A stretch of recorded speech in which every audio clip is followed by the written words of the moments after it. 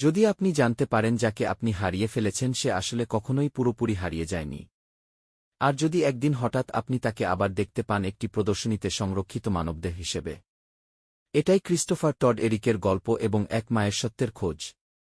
Christopher Todd Eric জন্মগ্রহণ করেন ২৭ September ১৯৯৯ সালে টেক্সাসে। তিনি ছিলেন প্রতিভাবান ক্রীড়াবিদ এবং গভীরভাবে আধ্যাত্মিক। মিক্সড মার্শাল আর্টসে কিং অফ দ্য রিং এর টপ ১০ বিজয়ী ফুটবল খেলোয়াড়, jersey number ২২, baseball, wrestling, body building, taekwondo এবং কারাতে সব ক্ষেত্রেই ছিলেন দক্ষ। তিনি রেইকি শিখেছিলেন, ছবি আঁকতেন, গিটার বাজাতেন, আর তার মা কিমের মতে তিনি ঈশ্বরকে গভীরভাবে ভালোবাসতেন। কিন্তু পরিবারের ভেতরে ক্রমশ দ্বন্দ্ব বাড়ছিল।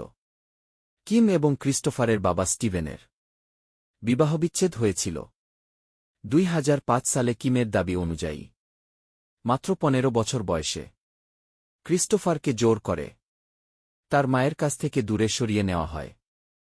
এরপর হঠাৎ করেই তার মাতৃ পরিবারের সঙ্গে সব যোগাযোগ বন্ধ হয়ে যায়। পরে কিম দাবি করেন ক্রিস্টোফারকে কি থেরাপি খির নামে একটি প্রতিষ্ঠানে পাঠানো হয়েছিল। বহু বছর পর বাড়ি ফেরার পর তিনি আর আগের মতো ছিলেন না। কিমের অভিযোগ অনুযায়ী কোনো স্পষ্ট কারণ ছাড়াই তাকে প্রতি সপ্তাহে টেস্টোস্টেরনের ইনজেকশন দেওয়া হতো, এবং আরও ভয়ঙ্কর দাবি, ক্রিস্টোফারকে নাকি বন্ধ্যাকরণ করা হয়েছিল। ২০১২ সালে ক্রিস্টোফারকে পাঠানো হয় হিউস্টনের একটি বোর্ডিং স্কুলে। কিমের দাবি অনুযায়ী তার সঙ্গে সব যোগাযোগ বন্ধ করে দেওয়া হয়। ৮ই নভেম্বর ২০১২ সালে ক্রিস্টোফারকে অচেতন অবস্থায় পাওয়া যায়। প্রথমে মৃত্যুর কারণ বলা হয় কার্ডিয়াক অ্যারেস্ট। পরে রিপোর্টে সায়ানাইড বিষক্রিয়ার কথাও উঠে আসে। তবুও তার মৃত্যুকে আনুষ্ঠানিকভাবে বলা হয় অনির্ধারিত।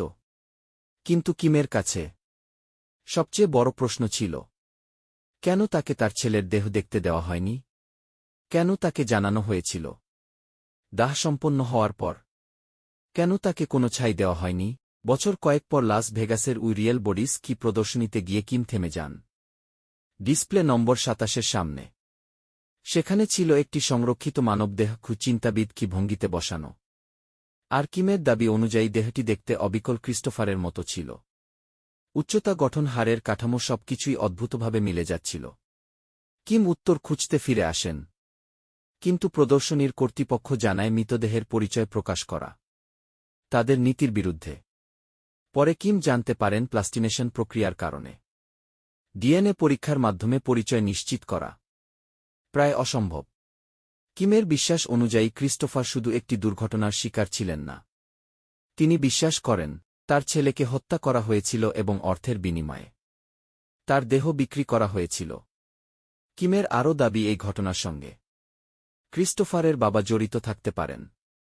তিনি আরও অভিযোগ করেন মামলার সঙ্গে যুক্ত কিছু আইনজীবী ও বিচারক ঘুষপ্রাপ্ত ছিলেন।